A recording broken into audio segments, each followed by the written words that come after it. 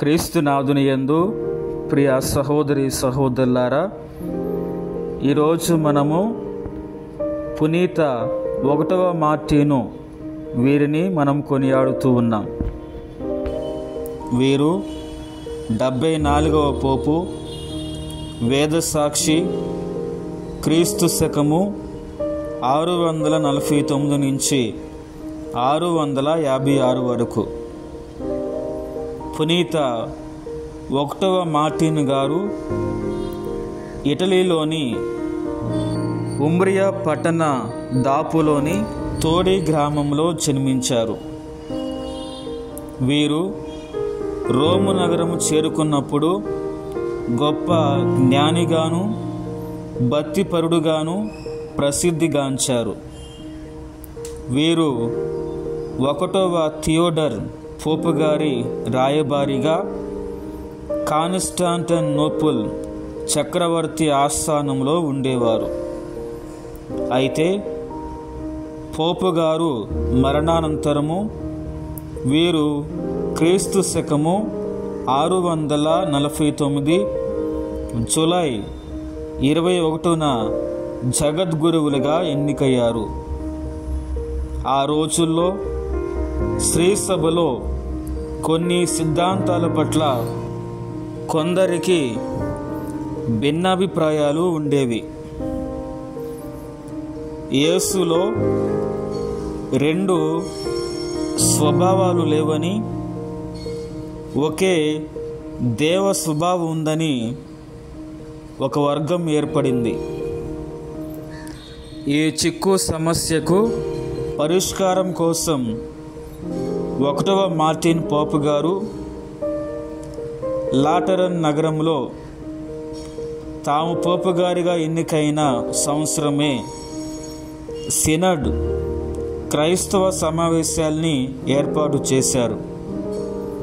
ఇందు 105 మంది పీఠాధిపతులు పాల్గొన్నారు.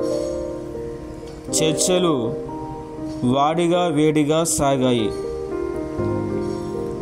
బైజాంటైన్ చక్రవర్తి 2వ కాన్స్టాంటినోపుల్ రాజధానిగా పాలిస్తూ సమర్థిస్తూ 2 తీర్పులు కూడా ఇచ్చి ఉన్నాడు. తన నమ్మకాన్ని నెగ్గించుకునేందుకు కొందరు మనుషులను నియమించుకొని పై సమావేశాల్లో ప్రచారం కూడా చేయించాడు. అయితే యేసుక్రీస్తులోని దేవ స్వభావం, మానవ స్వభావం 2 ఉన్నాయని నమ్ముతూ శ్రీసభ సిద్ధాంతాన్ని పరిశుద్ధ పాపు గారు ఏ బెదిరింపులకు లొంగక సమర్థించారు. సినడ్ సభ కూడా ఈ సిద్ధాంతాన్ని అత్యధిక మెజారిటీతో నెగ్గించింది. ఈ గొప్ప తీర్మానానికి ఆద్యుడుగా పొరబడని పోపు గారి అధికారాన్ని రుజువు చేశారు 1వ మార్టిన్ పోపు గారు.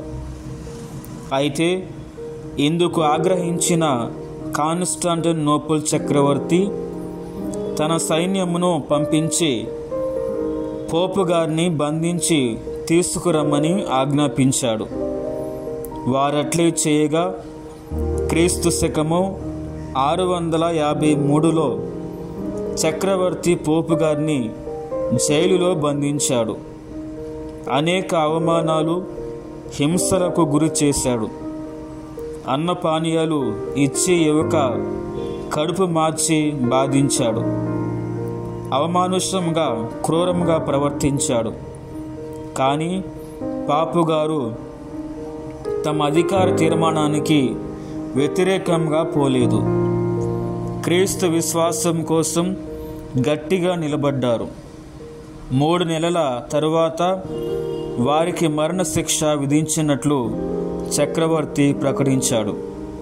కానీ కాన్స్టాంటినోపుల్ ప్రధాన అధికారి మాత్రము దయతలచి పోపు గారిని కేర్సన్ దీవిలో ఉండేటట్లు షరతును విధించి బహిష్కరించాడు.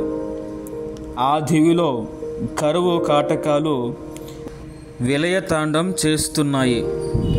అయితే 1వ మార్టిన్ పోపు గారు ఆ దివిలోనే తమ జీవితం గడిపి క్రీస్తు శకము 656లో క్రైమియా ఊళ్ళో క్రీస్తు శకము 656 సెప్టెంబర్ 16న వేదసాక్షి మరణం పొందారు. పోపుగారుల్లో వేదసాక్షి మరణం పొందిన కడపటి పోపుగారు వీరే. మార్టిన్ అనగా మార్స్ గ్రహ సంబంధమైన పేరు. ధ్యానాంశం: ఆహ్లాదకరమైన సంతోషం ఏమిటంటే పునీతులను దర్శించటం, వారితో కలిసి ఉండటం, స్వయంగా తానే పునీతునిగా మారటం. పునీత 1వ మార్టిన్ గారా, మా కొరకు, మా కుటుంబాల కొరకు ప్రార్థించండి.